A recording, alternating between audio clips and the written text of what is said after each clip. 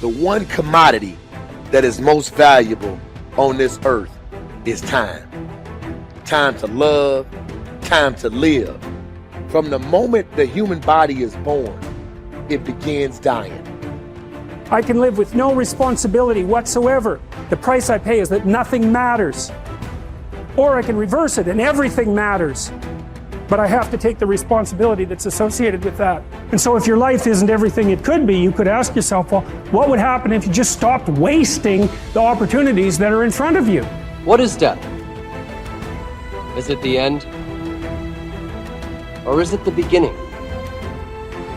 And what is life? What is this thing we call life? What makes life so unique and so beautiful? It is beautiful because whatever you have that you may be facing, what you may be dealing with, life is still good. You are living and achieving your dreams. Find time to better yourself, read, explore, research, live life, do things you've never thought of doing before. That's what it's all about. It might not be fun, it might not be easy, but it is profitable. It does give you results. Think about all of the great people that we admire in our society and the things that they must have had to go through in order to make it look effortless. And one day you're gonna be great, but you think you got time. You think you got time. AET 3 years from now, 5 years from now. I'm telling you, you deserve to be great now. And not only do you deserve to be great, there's some people in your life. You must be yourself if you want to experience your true purpose in life. If you're different, be different. Be different and do it with pride. If someone doesn't like it, if many people don't like it, who cares?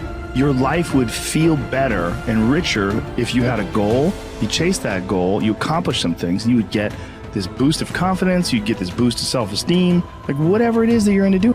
Learn from what you've just done, move forward. Learn from what you've just done, move forward. Repeat, repeat, repeat, all the way forward until one day you're going to get to the end of that tunnel and you're going to see the light. You need to take massive action. And if that doesn't work, try something else. If that doesn't work, try something else. Keep going with massive action and you will find the way because it will give you momentum. The time is now. The time is now to express and for people to believe in themselves.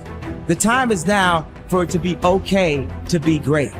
Listen to me, if you work for it, if you're willing to put in that sweat, that blood, and those tears, baby, I'm telling you, you can have what you want, be what you want, do what you want. Are you hearing me? And start now.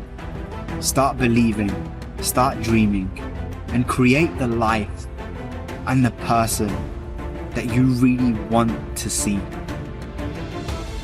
I think it's good to remember that if we just go along with the crowd, we won't wind up with much more than the wish that we could do it all over again, and as far as we know, you can't. If we want to amount to anything as individuals, we need individual goals, individual thinking, individual actions, and we must never conform to the big group. We must love them, we must help them, we must serve them, because our whole success will depend on our ability to do these things. But never lose our own individuality and our identity by permitting ourselves to become submerged in what has historically proved itself to be little more than a suffocating sea of indirection and purposelessness. If we want to emulate someone, fine, but let's be choosy in whose steps we follow. It's the only life we've got.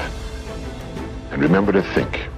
Imagination is everything, and we can become what we can imagine. If you find yourself getting depressed and down at the mouth, as we all get once in a while, you might want to remember this quotation by Dean Briggs. He said, "Do your work. Not just your work and no more, but a little more for the lavishing's sake. That little more which is worth all the rest. And if you suffer as you must, and if you doubt as you must, do your work. Put your heart into it, and the sky will clear. And then out of your very doubt and suffering will be born the supreme joy of life." Believe it or not, in an age when we've come to nearly deify leisure time, we've almost lost sight of the fact that virtually all our satisfactions, rewards will come not from our leisure, but from our work. And don't forget the strangest secret. We become what we think about. But if you want to begin to move into your own personal greatness, If you want to begin to really enjoy a happy, successful, healthy life, you've got to be willing to go against the tide. You've got to be willing to harness your will and say, in spite of this, I'm in control here. I'm not going to let this get me down. I'm not going to let this destroy me.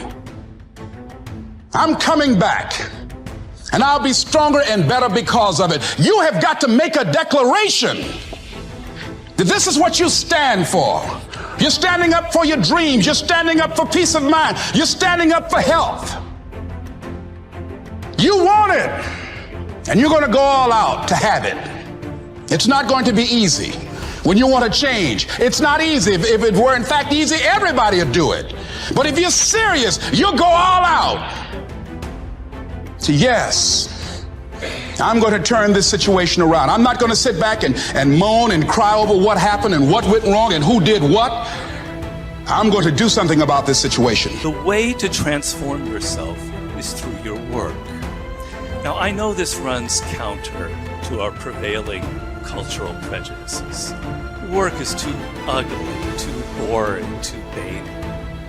Self-transformation, we think, comes through a spiritual journey, therapy, a guru who tells us what to do, intense group experiences and social experiences and drugs. But most of these are ways of running away from ourselves and relieving our chronic boredom. They're not connected to process, and so any changes that occur don't last. Instead, through our work, we can actually connect to who we are instead of running away. And by entering that slow, organic process, we can actually change ourselves from the inside out in a way that's very real and very lasting. This process involves a journey of self-discovery that can be seen as quite spiritual, if you like. And in the end of this process, we contribute something unique and meaningful to our culture through our work, which is hardly ugly, boring, or vain. This intense focus on one goal is not easy, but it is all important. Orison Swett Marden wrote, "The giants of the race have been men and women of concentration who have struck sledgehammer blows in one place until they have accomplished their purpose. The successful men and women of today are those of one over, mastering idea, one unwavering aim, men and women of single and intense purpose." Marden also said that every great man has become great. Every successful man has succeeded in proportion as he has confined his powers to one particular channel. Single-minded concentration in the direction of your dreams will intensify your desires and increase your emotional drive toward your goal. This intensity of concentration will activate the law of attraction and begin to attract people and opportunities into your life to help you to achieve your goal. The more you think about your goal, the more it will come to dominate and direct your life. The more you think about it, the more rapidly you will move toward it, and it will move toward you. Great men and women are those who absolutely believe that they are put on this earth to do something wonderful with their lives. They have a vision of something greater or better than their current circumstances. Personal greatness means having a sense of destiny and a conviction that your thoughts and your imagination are the only real limits to your possibilities. William James said, compared to what we ought to be, we are only half awake. We are making use of only a small part of our physical and mental resources. Stating the thing broadly, the human individual thus lives far within his limits. He possesses powers of various sorts which he habitually fails to use. The founder of Success magazine, Orison Swett Marden, once said, "There are powers inside of you, which if you could discover and use, would make of you everything you ever dreamed or imagined you could become." In a 5-year study of leaders reported on in his book, Leaders, Warren Bennis discovered that each of them consciously avoided the comfort zone by continuously setting higher goals. They never allowed themselves to become complacent. They lived their lives fully extended, always striving to be and do more. To develop unshakable self-confidence, you need to see yourself and think of yourself as a leader, and to do what leaders do. You need to stretch yourself toward the outermost boundaries of your potential. You need to set goals that draw out of you the very best that is in you. You need to work toward objectives that cause you to feel a sense of mastery and peak performance.